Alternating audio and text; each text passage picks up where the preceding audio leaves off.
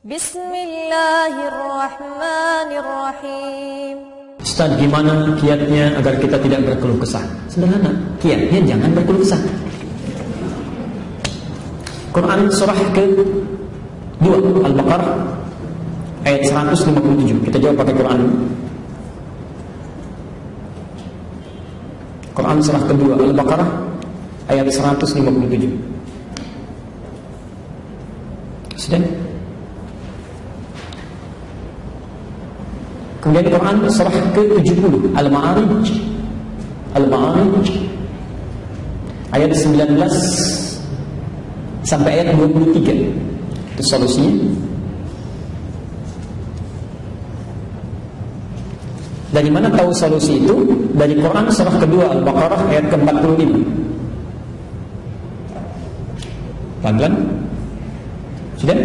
Di satu Quran surah kedua ayat 155, kedua Quran surah ke-70 ayat 19 sampai 23, ketiga Quran surah kedua kembali ke Al-Baqarah ayat 45. Sekarang lihat keterangannya. Biasanya kalau yang dikeluhkan itu apa, Bu? Pak, yang dikeluhkan dalam hidup masalah kan? Ya. Biasanya orang cenderung mengeluhkan masalah. Kalau tidak ada masalah, tidak ada yang dikeluhkan. Maka lihat apa keterangan yang disampaikan oleh Quran berikut ini. Quran surah kedua Al-Baqarah ayat 155, sebelah kiri paling atas posisinya. Walanabluwannakum bisyai'in. Ya. Walanabluwannakum, dan setiap kalian yang hidup pasti kami akan uji dengan berbagai persoalan hidup untuk meningkatkan kualitas hidup kita. Perhatikan rumus Qurannya ya. Ini rumus dalam Al-Quran. Walanabluwannakum bisyai'in. Kata Quran, setiap kalian yang hidup akan diuji dengan berbagai persoalan kehidupan, ya. Bersanding lurus dengan masalah, ya. Lihat rumusnya, hidup berbanding lurus dengan persoalan, dengan masalah, ya. Artinya setiap orang yang hidup pasti punya masalah, ya. Ingat betul ya, setiap orang yang hidup pasti punya masalah, karena masalah ini diciptakan untuk meningkatkan kualitas hidup, ya. Kalau tidak ada marah, bagaimana bisa menguji sabar? Kalau tidak ada bohong, bagaimana bisa ketahuan jujur, ya. Kalau tidak ada cemberut, bagaimana bisa tampak senyum? Ya. Kalau tidak ada malas, bagaimana bisa ada rajin? Ya, selalu ada, diciptakan itu untuk meningkatkan kualitas kehidupan kita. Jadi sepanjang orang hidup pasti punya masalah. Tidak ada orang yang hidup tidak punya masalah. Ya. Bapak, Ibu sekarang kelihatan seperti tenang-tenang saja, padahal belum tentu itu saat datang nggak punya masalah. Ya mungkin di hatinya sedang ada gejolak, ada persoalan, pasti. Setiap orang hidup punya masalah. Saat Anda mengatakan saya ingin tidak punya masalah, maka seketika sebetulnya sedang menciptakan masalah. Ya. Seseorang berpikir tidak punya masalah, itu sedang mengundang masalah. Jelas sampai sini? Ya. Jadi kalau ada orang misalnya tidak ingin punya masalah, itu sama dengan dia tidak ingin hidup. Hidup berbanding lurus dengan masalah. Saat orang tidak ingin punya masalah, itu sama dengan tidak ingin hidup. Pertanyaan saya, Bapak Ibu ingin punya masalah atau tidak? Sudah, kenapa mengeluh? Dijawab tidak, takut tidak hidup, ya. Dijawab ingin juga repot, ya. Sekarang lihat, ya. Nanti kita lihat bagaimana cara mengatasinya. Bisyai, bentuknya macam-macam, ya. Minal khauf, ada khawatir, ya. Ini sudah mendung, pikiran sudah fokusnya kemana-mana, gitu ya. Ada yang mikirkan jemuran, mikirkan banjir, mikirkan hujan, macam-macam bisa terjadi. Walju, lapar. Ya, barangkali yang berangkat belum makan dulu. Ya, Ustaz, kapan selesainya? Udah 2:30, belum beres 3 misalnya. Ya, ada macam-macam. Ya. Wa naqsi minal amwal, kekurangan harta benda. Wal anfus, sakit sampai ada yang meninggal. Yang paling menarik wat thamarat. Di situ diartikan apa? Buah-buahan. Padahal itu bahasa kiasan. Ya. Ibu kalau nanam sesuatu, Bapak nanam sesuatu sudah tumbuh, yang mau dipetik apa ya? Buahnya. Itu bahasa kiasan. Ini ada orang sudah menanam modal dengan tenaganya, dengan berbagai halnya, tiba-tiba setelah mendapatkan keuntungan, keuntungannya diambil dan direbut oleh orang lain. Ada yang begitu. Itu bahasa kiasan. Ya, itu indah sekali kiasannya, ungkapannya. Ya. Nah, ini semua masalah dalam hidup yang niscaya kita hadapi.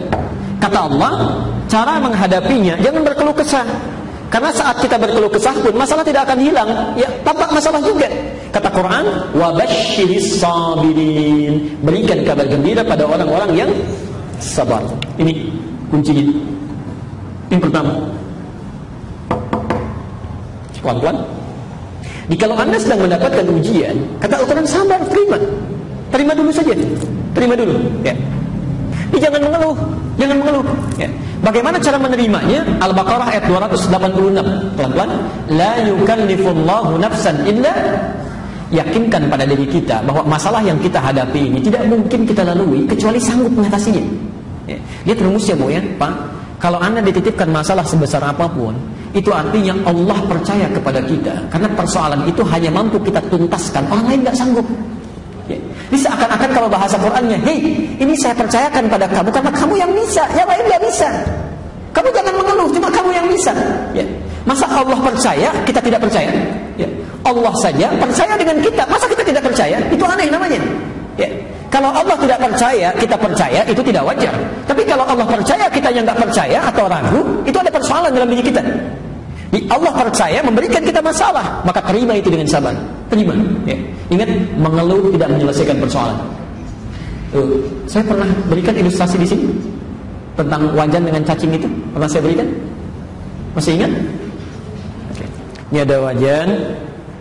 Baik. Ini saya panaskan di bawahnya dengan api. Di sini ada cacingnya misalnya. Ya. Maaf, cacing yang di sini masih hidup. Tiba-tiba saya panaskan di sini. Apa yang terjadi pada cacing? Dia bergerak ya? Bergerak sini. Kenapa dia bergerak? Salah, bukan karena kepanasan. Karena cacing tidak bisa mengeluh. Makanya dia langsung bergerak.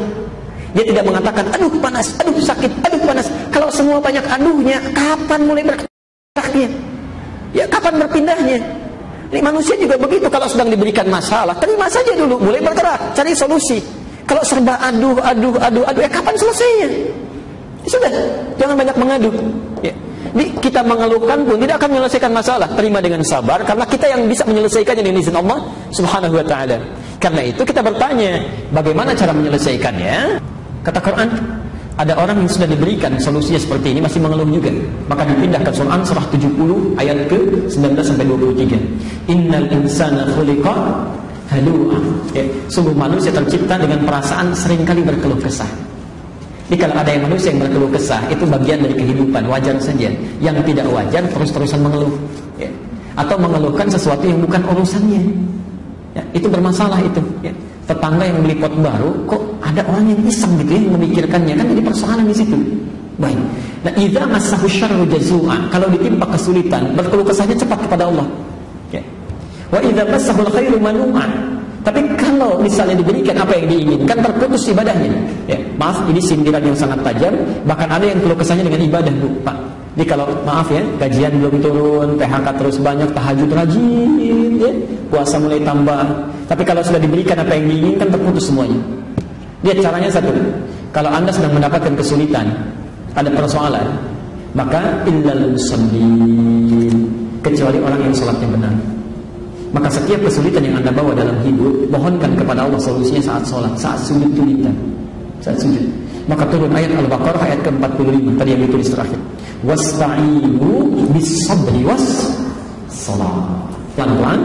Wasta'inu, jika Anda punya kesulitan dalam hidup, kemudian berkeluh kesah, mintakan pertolongannya bis-sabri, terima dulu dengan sabar tadi.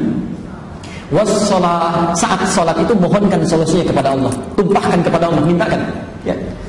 Bahkan nanti setelah kita bahas ayat yang kelima di hadis qudsi Abu Dawud nomor hadis 821, ternyata Masya Allah, Allah itu sedang menunggu kita dalam salat, Pak. Inilah rahasianya kenapa salat dalam sehari sampai 5 waktu. Ini rahasianya. Ternyata salah satunya supaya Allah memudahkan segala urusan kita. Ini kita ditunggu itu. Tidak mungkin ada orang dari duhur saja tadi sampai asar yang tidak punya kebutuhan. Pasti punya itu. Jadi Allah tunggu. Seakan-akan kita ditunggu sampai dengan sholat asar.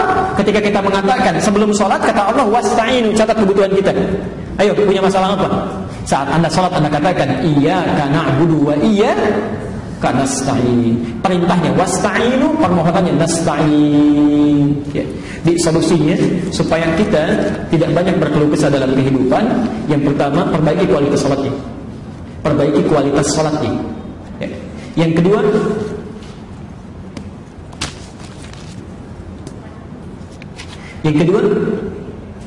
perbanyak syukur atas setiap nikmat yang telah Allah berikan.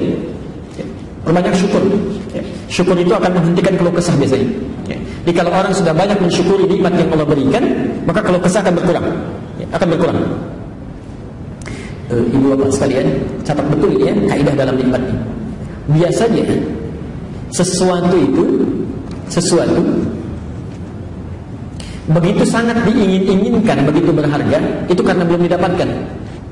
Ya, karena belum didapatkan. Tapi kalau sudah diperoleh, biasanya berkurang kenikmatannya. Coba ibu waktu belum punya mobil kan harap-harap punya ya.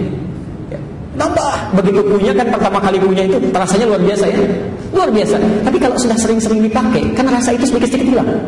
Ya. Ini segala sesuatu yang sering diharapkan itu karena belum didapatkan, karena belum didapatkan.